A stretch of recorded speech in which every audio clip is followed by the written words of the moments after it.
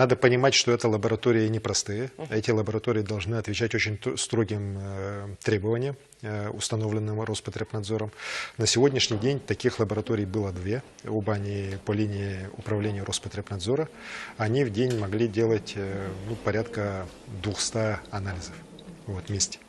Вот. А с сегодняшнего дня мы запускаем еще третью лабораторию на базе третьей нашей городской, республиканской больницы. Она на улице Очищенко лаборатория. Она будет делать порядка 60 анализов в день. То есть мы суммарно будем 260 анализов делать.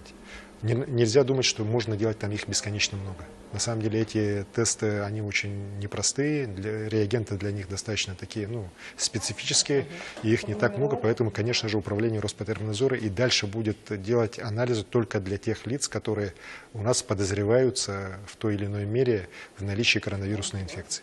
Поверьте мне, у нас уже круг 14 человек, и контактировавших с ними, это уже многие сотни. Мы уже многие сотни анализов сделали, так, слава богу, подавляющее большинство отрицательные, но работа еще не закончена, работа продолжается. Поэтому управление Роспотребнадзора в своих лабораториях будет делать только для тех лиц, которые у нас под подозрением в наличии коронавирусной инфекции.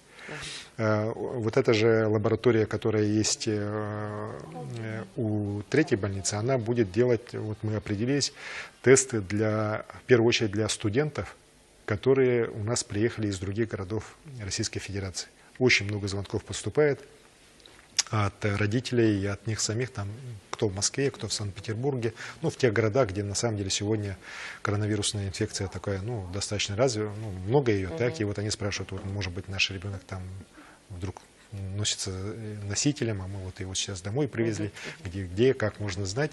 В этой части я попросил, чтобы Минздрав организовал электронную запись, и начал прием этих анализов.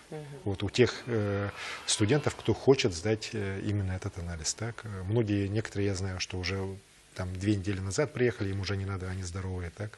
А те, кто недавно приехал, хотят сдать, еще раз говорю, это все будет через нашу горячую линию сообщаться, и информация Минздрав тоже разместит, где, как можно записаться, и без всяких длинных очередей и так далее, прийти по записанному на запись и уже сдать анализы.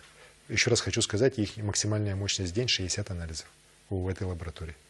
Мы пока не планируем увеличивать ее мощность, но мы готовы, конечно, разворачивать в случае необходимости, упрощения подходов. Сейчас вы знаете, что появились уже так называемые тесты. Это по принципу, так как сейчас эти тесты на сахарный, как меряют сахар, глюкометра, примерно по такому принципу действующие тесты появились в мире.